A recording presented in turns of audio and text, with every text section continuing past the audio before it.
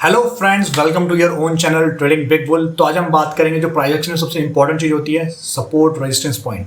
जो support resistance point होता है उनको हम कैसे फाइंड कर सकते हैं, कौन सा सपोर्ट रेजिस्टेंस कितना इफेक्टिव होता है और किस सपोर्ट रेजिस्टेंस की प्रोबेबिलिटी ज़्यादा होती है एक्ट करने की। तो इन सब चीज़ों को हम आज की वीडियो में जानेंगे।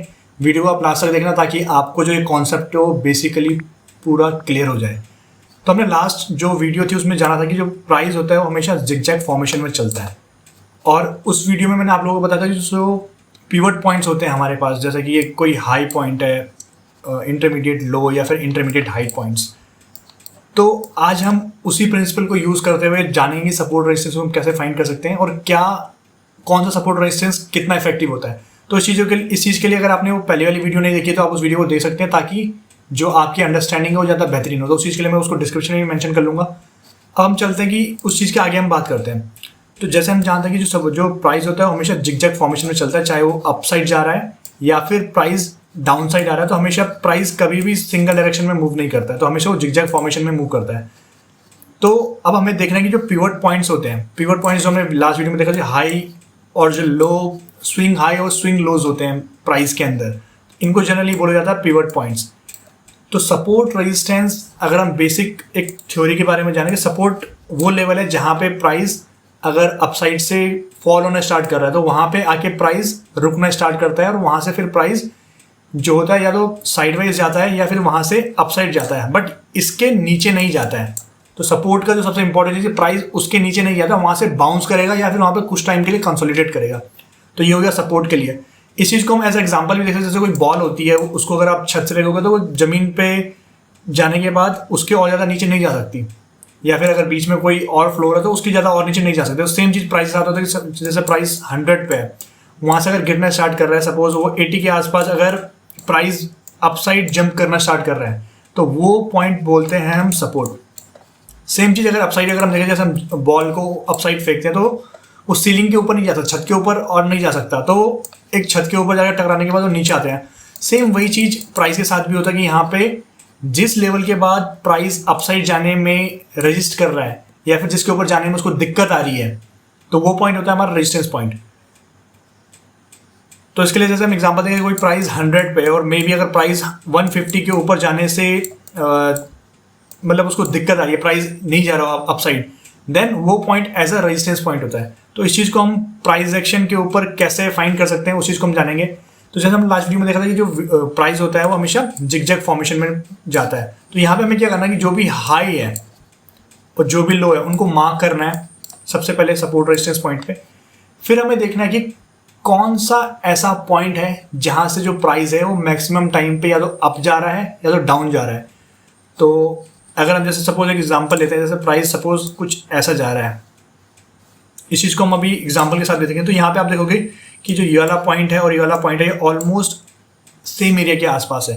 तो इस केस में क्या होगा कि ये वाला जो एरिया होगा एक इम्पॉर्टेंट पिवट पॉइंट है ये, क्योंकि यहाँ पे ये हाई है, यहाँ पे ये लो है। तो ये पॉइंट एज अ रेजिस्टेंस और सपोर्ट काम करता है। अगर प्राइस के नीचे है देन ये लाइन या फिर ये price point as a resistance काम करेगा। अगर प्राइस इसके ऊपर है तो ये एज अ सपोर्ट काम करेगा।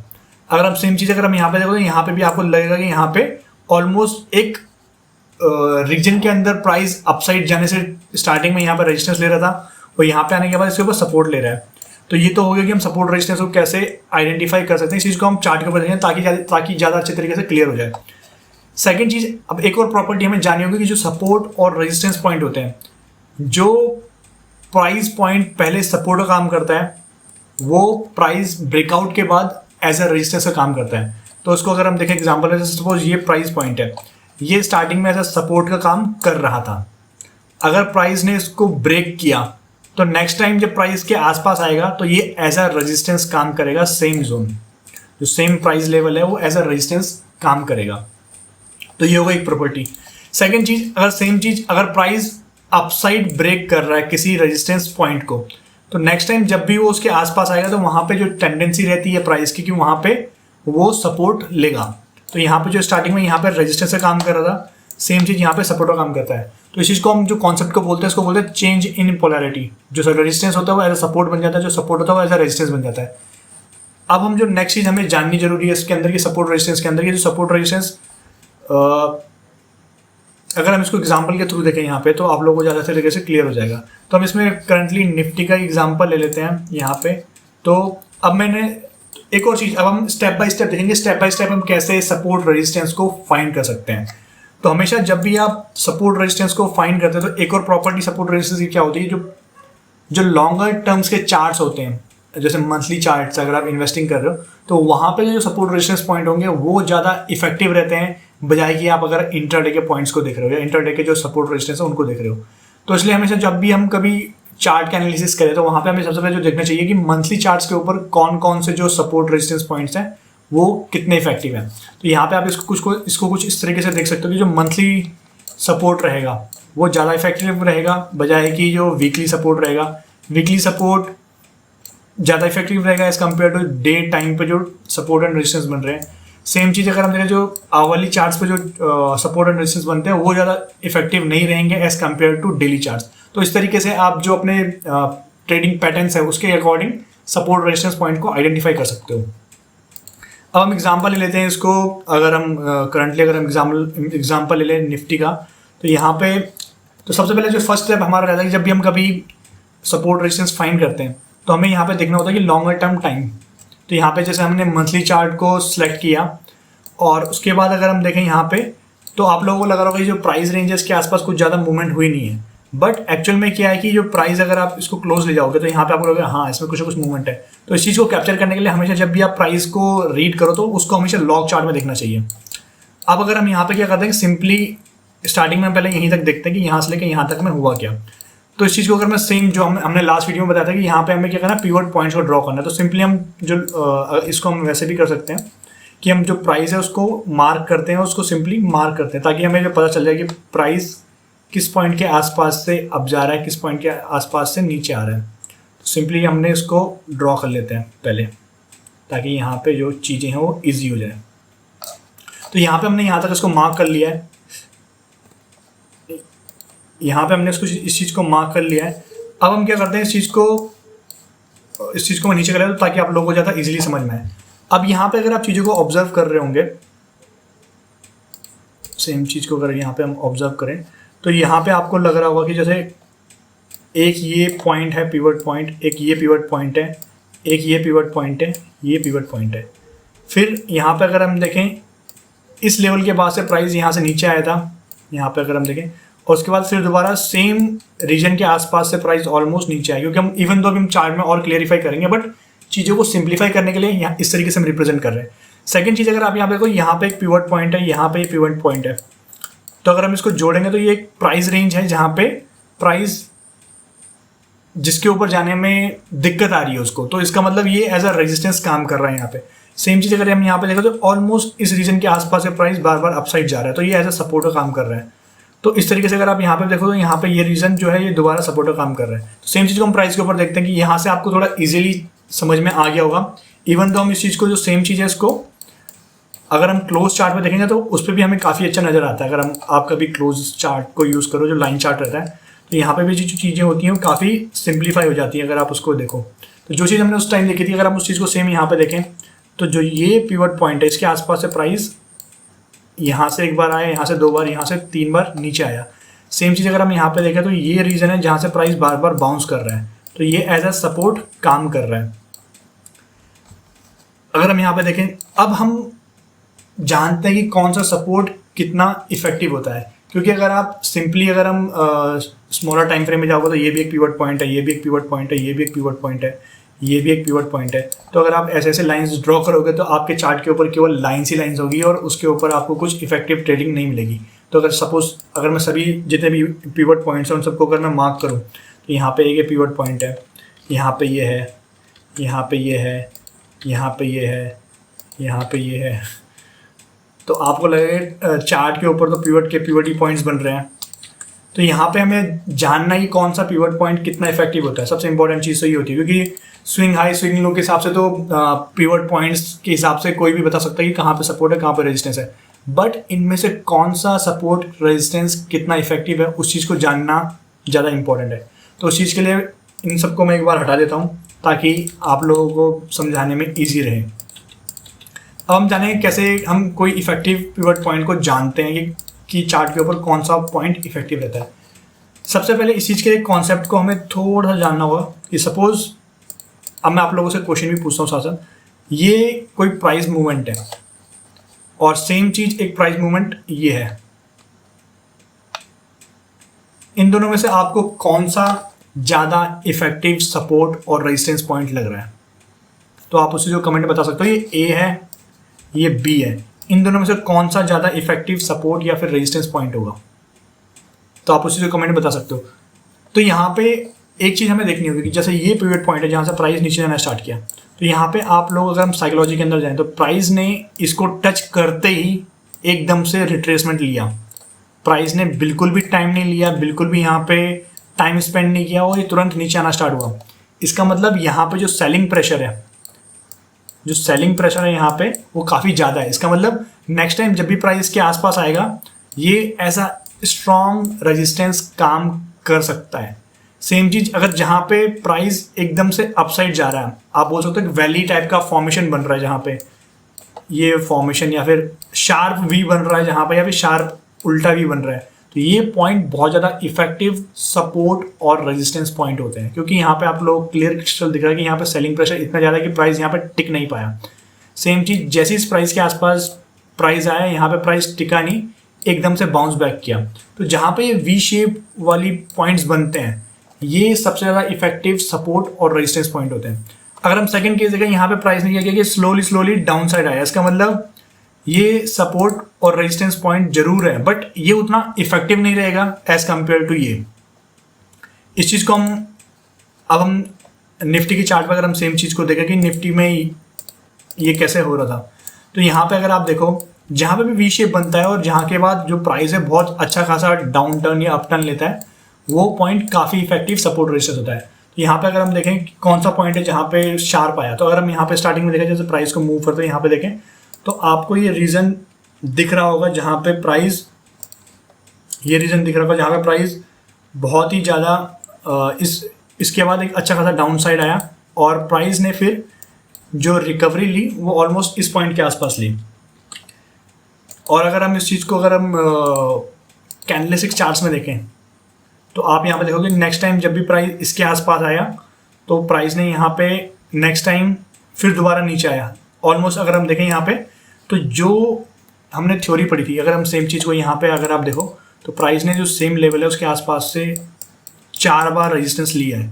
तो ये कितना इफेक्टिव तरीका है चीज़ों को जानने का कि कहाँ पे प्राइस कितना ज़्यादा इफेक्टिवली अप साइड या डाउन साइड कर रहा है। सेकंड चीज़ अगर हम जाने यहाँ पे, अगर आप यहाँ पे नोटिस करो तो यहाँ पे भी अगर आप देखो तो मंथली चार्ट के हिसाब से जो फर्स्ट टाइम यहाँ पे आया था प्राइस, तो प्राइस ने यहाँ से बाउंस बैक लिया था, सेम रीजन के आसपास सेकेंड टाइम आया और सेम रीजन के आसपास ऑलमोस्ट थर्ड टाइम आया। तो जो हमने चीज़ पढ़ी थी कि जो शार्प एंगल्स होते हैं, इवन जो शार्प अगर लाइंस में आपको काफ़ी अच्छा दिखाई देगा कि जहाँ पे शार्प रहेगा वो रिकवरी पॉइंट काफ़ी अच्छा रहता है। जैसे यहाँ पे शार्प था या फिर यहाँ पे ये शार्प है, यहाँ पे अगर आप देखो तो शार्प नहीं है, स्लोली आया देन ऊपर गया, तो ये शार्प नहीं है, ये यहाँ पे काफ़ी शार्प पॉइंट है। तो ये पॉइंट्स काफ़ी इफेक्टिव सपोर्ट और रेजिस्टेंस का काम करते हैं। अगर आप यहाँ पे अगर इन चीज़ों को हम एक बार ड्रॉ भी कर लें इवन, तो ईजी हो जाता है इन फ्यूचर के लिए। अगर हम यहाँ पे देखें तो क्या ये पॉइंट कहीं पे अच्छी तरीके से सपोर्ट का काम किया है, तो यहाँ पे अगर आप देखो तो जो ये पॉइंट था इसके आसपास प्राइस ने अपसाइड लिया था। यहाँ पे अगर हम देखें तो प्राइस ने इस पॉइंट से नीचे आया था और उसके बाद ऑलमोस्ट सेम पॉइंट के आसपास से एक सपोर्ट लेके फिर एक अच्छी खासी रिकवरी ली। तो जो हमने कॉन्सेप्ट पढ़ा था कि यहाँ पे चेंज इन पोलैरिटी वाला, सेम चीज़ को अगर हम यहाँ पे अप्लाई करें यहाँ पे, तो प्राइस ने इस पॉइंट के आसपास एक रेजिस्टेंस लिया था और ऑलमोस्ट इसके आसपास ही अपसाइड जाके यहाँ पे सपोर्ट लेके एक अच्छा खासा अपसाइड आया। तो जो हमने पढ़ा था कि जो यहाँ पे रेजिस्टेंस का काम कर रहा है, सेम चीज़ यहाँ पे सपोर्ट का काफ़ी इफेक्टिवली काम कर रहा है। अगर हम और आगे जाएं यहाँ पे, अगर हम डेली चार्ट्स के अंदर अगर हम यहाँ पे जाएं तो आप लोगों को यहाँ पे क्रिस्टल क्लियर दिख रहा होगा जो हमने पढ़ी कि ये पॉइंट इसके बाद एकदम से जो प्राइस है उसने डाउन टर्न किया। तो अगर आप यहाँ पे कहीं अगर लाइन ड्रॉ करते हो तो यहाँ पे ऑलमोस्ट सेम पॉइंट के आसपास है, सेकेंड टाइम प्राइस ने रेजिस्टेंस लिया फिर नीचे आया। तो इस चीज़ को अगर हम लाइन से ड्रॉ करें तो ज़्यादा अच्छी तरीके से दिख सकता है। तो अगर हम यहाँ पे इसको ड्रॉ करते हैं तो आप लोगों को दिख रहा है यहाँ पे ऑलमोस्ट सेम पॉइंट के आसपास से प्राइस एक बार, 2 बार, 3 बार नीचे आया। तो इस तरीके से सपोर्ट रेजिस्टेंस काम करता है इफेक्टिवली। अब और चीज़ें जो हमें सपोर्ट रेजिस्टेंस के बारे में जाननी है कि सपोर्ट रेजिस्टेंस कोई एक पर्टिकुलर पॉइंट नहीं होता है, या फिर जो पर्टिकुलर प्राइस पॉइंट होता है जरूरी नहीं कि वो एग्जैक्टली वही पॉइंट सपोर्ट रेजिस्टेंस का काम करे। एक जोन होता है जहाँ पे जो प्राइस होता है एक जोन के आसपास जाके सपोर्ट लेता है, रेजिस्टेंस लेता है, थोड़ा सा ऊपर आप बोल सकते हो थोड़ा बफर हमें यूज़ करना चाहिए। तो उस चीज़ को हम कैसे यूज़ कर सकते हैं, अगर हम यहाँ पे अगर हम देखें तो उस चीज़ के लिए हमें क्या देखना होता है कि जो भी कॉमन पॉइंट्स हैं, सपोज यहाँ पे अगर हम इस पॉइंट को देख रहे हैं तो यहाँ पे जो सबसे कॉमन पॉइंट है, ये वाला पॉइंट कॉमन है, ये सारे पॉइंट्स कॉमन है। तो हमें कॉमन पॉइंट्स को कनेक्ट करना है। जितना ज़्यादा कॉमन पॉइंट होगा उसका मतलब वो सपोर्ट उतना ही ज़्यादा इफेक्टिव है, और फ्यूचर में उसका as a strong support resistance या फिर चेंज इन पोलैरिटी की तरह यूज़ करना ज़्यादा इफेक्टिवली यूज़ हो सकता है। तो अगर हम सेम चीज़ को यहाँ पे अगर हम मेंशन करें, यहाँ पे अगर हम देखें इस चीज़ को, तो आप लोगों को दिख रहा है ये पॉइंट काफ़ी कॉमन पॉइंट है यहाँ पे, और इसको मैं थोड़ा डार्क कर लेता हूँ ताकि आप लोगों को ज़्यादा अच्छी तरीके से दिखाई दे यहाँ पे। तो आप लोगों को ये देखिएगा ये लाइन है जो ये काफ़ी इफेक्टिवली इसके आसपास है, प्राइस एग्जैक्टली उसी के आसपास से नीचे आ रहा है। तो यहाँ पे हमें एक बफर एरिया देना होता है प्राइस को।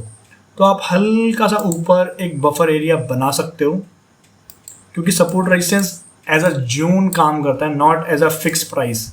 क्योंकि जो हमारे मार्केट से यहाँ पे एल्गो ट्रेडिंग होती है, बट इतनी इफेक्टिवली एल्गो ट्रेडिंग या फिर हमारे जो मार्केट की डेप्थ है वो इतनी ज़्यादा नहीं कि यहाँ पे जो प्राइस एक्शन है उतना एग्जैक्टली काम करे जितना फॉरेक्स में काम करता है या फिर जितना जो यूएस मार्केट है वहाँ पे काम करता है। तो यहाँ पे अगर हम देखें तो ये एक एज अ जोन ज़्यादा अच्छी तरीके से काम करता है, कि उसके आसपास अगर आप बोलो कि 0.15%, 0.015% के आसपास का जो एरिया होता है एज अ गुड सपोर्ट और रेजिस्टेंस का काम करता है, वो एक पर्टिकुलर जोन बन जाता है।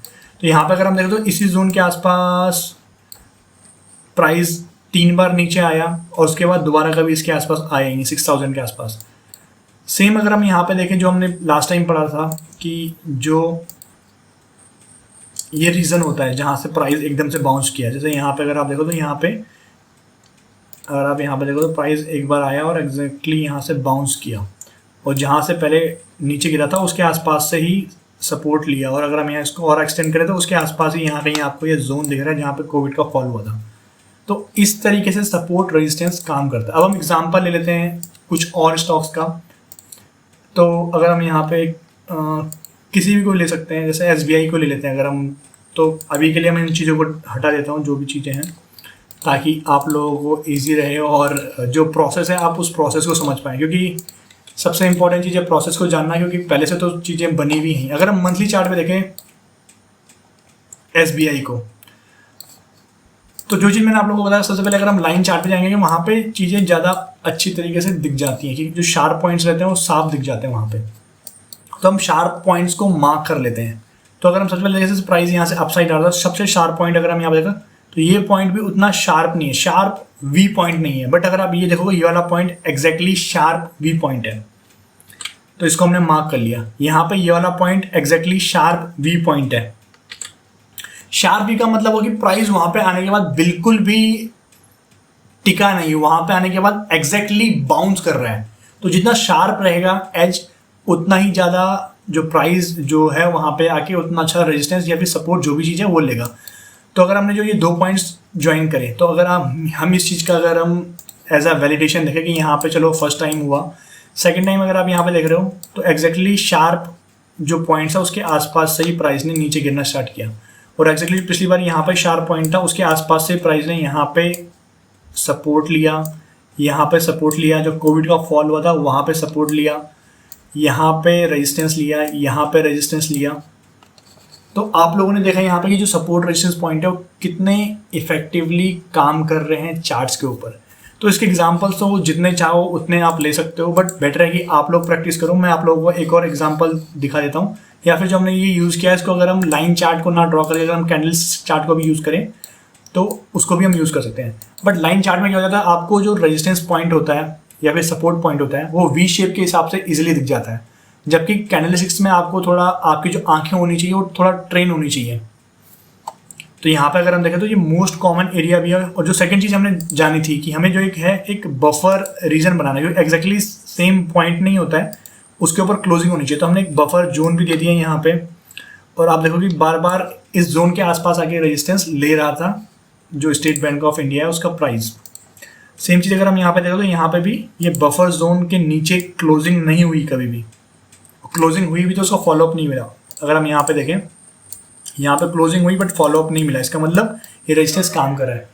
जैसे मैंने आप लोगों को बताया कि हमारे मार्केट्स इतने ज़्यादा एल्गो ड्रिवन नहीं है जितने यूएस के हैं या फिर फॉरेक्स के मार्केट हैं। तो यहाँ पे कई बार क्या होता है, मोमेंटम में प्राइस थोड़ा नीचे चले जाता है बट वो वहाँ से रिकवर कर जाता है, बिकॉज थोड़ा लिक्विडिटी हमारे यहाँ थोड़ा लो है इंडियन मार्केट्स में, और हमारे मार्केट्स इतने मैच्योर नहीं है।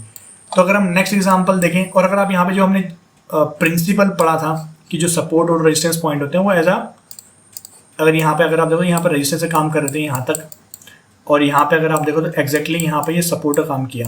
तो सेम चीज़ के साथ मैंने इवन अपने जो टेलीग्राम ग्रुप था उसमें भी मेंशन किया था कि जो प्राइस है एसबीआई का वो यहाँ पे सपोर्ट ले रहा है, और एक काफ़ी अच्छी एंट्री थी यहाँ पे 325 के आसपास, यहाँ पे जो आपका स्टॉप लॉस है काफ़ी छोटा था।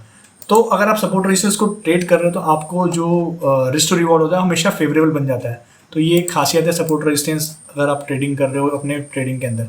हम एक और एग्जांपल देख लेते हैं, अगर इसमें अगर हम किसी का भी एग्जांपल देख सकते हैं, चलो हम टाटा मोटर्स का ही देख लेते हैं फॉर अभी के लिए। तो अगर हम टाटा मोटर्स में पहले सब चीज़ हटा देता हूँ ताकि आप लोगों को समझ में आए कि कैसे कैसे चीज़ें काम करती हैं, कैसे कैसे हम उनको और इफ़ेक्टिवली यूज़ कर सकते हैं। तो ट्रेंड लाइन के बारे में भी हम जानेंगे इन फ्यूचर वाली वीडियोज़ में। नेक्स्ट वीडियोज़ में हम ट्रेंड लाइन के बारे में जानेंगे ताकि आप लोग इफेक्टिव ट्रेंड लाइन ही बनाना जान पाओ। तो यहाँ पे हम मेंशन कर लेते हैं उन पॉइंट्स को जहाँ से जो प्राइस है एग्जैक्टली शार्प रिकवर हुआ है, क्योंकि हमको चाहिए जो बहुत इफेक्टिव पॉइंट्स हैं। तो अगर हम यहाँ पे देखें कहाँ पे शार्प रिकवरीज आई हैं किन पॉइंट के आसपास से, तो यहाँ पे अगर आप देखो तो इस पॉइंट के आसपास से शार्प रिकवरी आई है, ऑलमोस्ट 19 रुपीज़ के आसपास है, बहुत पहले की बात लग रही है, तो ऑलमोस्ट 1993 के आसपास। अगर हम यहाँ पे देखो तो यहाँ पे ये पॉइंट भी शार्प पॉइंट है जहाँ से प्राइस के अंदर बहुत ज़्यादा चेंजेस आए हैं सडन। यहाँ पे 2 पॉइंट्स जहाँ से शार्प रिकवरी हुई। अगर यहाँ पे देखो तो ये शार्प तो है बट उतना शार्प नहीं है, तो जितना शार्प नहीं होगा उतना ज़्यादा वो इफेक्टिव थोड़ा कम रहेगा। अगर हम यहाँ पे देखें, यहाँ पे अगर आपको एक थोड़ा शार्प दिखाई देगा ये एरिया, अगर हम यहाँ पे देखें तो ये उतना शार्प नहीं है, ये वाला एरिया काफ़ी शार्प है जहाँ पे प्राइस करंटली रेजिस्टेंस ले रहा है ऑलमोस्ट 312 के आसपास। और अगर हम यहाँ पे देखें तो ये सेम चीज़ के आसपास प्राइस ने सपोर्ट भी लिया है, उस चीज़ को हम भी थोड़ा और डिस्कशन करेंगे। तो ये वो पॉइंट्स है जहाँ पे प्राइस शार्प रिजेक्शंस ले रहा था।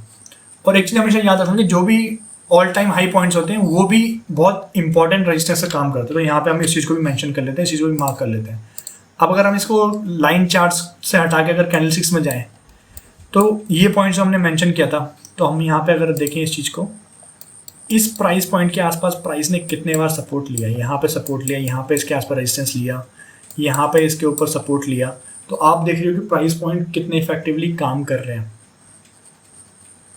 अगर हम जो हमने ये ड्रॉ किया था यहाँ पे आप देखो तो यहाँ पे ये सपोर्ट लिया, यहाँ पे ये सपोर्ट लिया, इसके आसपास आके इसने सपोर्ट लिया यहाँ पे। अगर आप देखो तो थोड़ा सा उतना ज़्यादा इफेक्टिव नहीं हो बट फिर भी उसके आसपास है। अगर हम यहाँ पे जो ड्रॉ किया है हमने, अगर इसको यहाँ पे देखो तो यहाँ पे प्राइस ने सपोर्ट लिया, जहाँ पे प्राइस ने पिछली बार ब्रेक करके सपोर्ट लिया था। यहाँ पे अगर हम देखो तो ये प्रॉपर पूरा जोन बना हुआ है ऑलमोस्ट 280 से लेके 300 के आसपास, तो उसके आसपास ही प्राइस बार बार रेजिस्टेंस ले रहा है। अपसाइड अगर हम देखें तो ये रेजिस्टेंस जोन कितना अच्छे तरीके से काम कर रहा है। सपोर्ट रेजिस्टेंस काफ़ी इफेक्टिवली काम करते हैं, और जो तरीका मैंने आप लोगों को बताया ये बहुत ईजी तरीका है सपोर्ट रेजिस्टेंस को फाइंड करने का। और यहाँ पे जो हमें होता है हर बार हमें एक जोन देना होता है। अगर हम यहाँ पे सपोज हमने ये ड्रॉ कर लिया, उसके बाद हमें देखना है कि मोस्ट कॉमन एरिया कौन सा है, वो लाइन जिसके आसपास से प्राइस बहुत बार रिजेक्शन ले चुका हो, इवन तो अगर उसके ऊपर एक आध बार क्लोजिंग हुई है वो फ़र्क नहीं डालता। जैसे यहाँ पे अगर आप देखो तो आप लोग बोलोगे मेन चीज़ है क्लोजिंग कहाँ पे हुई है, ये विक है यहाँ पे। अगर आप देखो तो उसको ये इस चीज़ को हम इग्नोर कर सकते हैं, क्योंकि ये थोड़ा प्राइस एग्जैक्टली परफेक्ट नहीं होता है, ना हम परफेक्ट है ना मार्केट परफेक्ट है।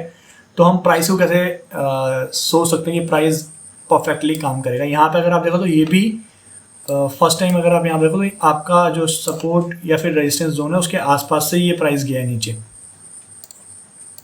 अगर यहाँ पे देखो जो फर्स्ट टाइम जहाँ पे रेजिस्टेंस लिया था उसके आसपास से ही प्राइस ने सेकंड टाइम टच किया एंड डाउन साइड आया। तो कितना इफेक्टिवली काम कर रहा है यहाँ पे। अगर हम इसको अगर एक बफर जोन दोगे तो आपको एग्जैक्टली इसमें ट्रेडिंग करने का बहुत अच्छा सेटअप बन जाता है। अगर हम यहाँ पे देखो तो यहाँ पे भी जो देखो जो हमने 312 315 के आसपास जो चीज़ मेंशन की थी, अब आप सपोर्ट रेजिस्टेंस को और ज़्यादा रिफाइन कर सकते हो क्योंकि हमने मंथली चार्ट पे किया है। सेम चीज़ अगर आप इसको वीकली चार्ट पे जाओगे तो आप अगर नंबर ऑफ पॉइंट्स को और इंक्रीज करोगे तो जो आपका रिफाइनमेंट लेवल होगा वो और ज़्यादा सही हो जाएगा यहाँ पे। या फिर इवन आप मंथली चार्ट के ऊपर भी सेम चीज़ को अप्लाई कर सकते हो कि मंथली चार्ट पे कहाँ पे प्राइस ने एकदम शार्प रिकवरी ली है। जैसे यहाँ पे था तो इसके आसपास से एकदम एग्जैक्टली शार्प रिकवरी आई है यहाँ पे, या फिर यहाँ पे से प्राइस ने एकदम से शार्प डाउन साइड किया था। तो आपको उन पॉइंट्स को ढूंढना है चार्ट्स के ऊपर जहाँ पे प्राइस बहुत शार्प रिएक्शन ले रहा है। तो अगर आप वो पॉइंट्स ढूंढ लेते हो तो आपको ट्रेडिंग में बहुत इजीली हो जाएगा। और सेम प्रिंसिपल को यूज़ करते हुए हम जो नेक्स्ट टाइम है उसके ऊपर ट्रेंड लाइंस को भी ड्रॉ करेंगे।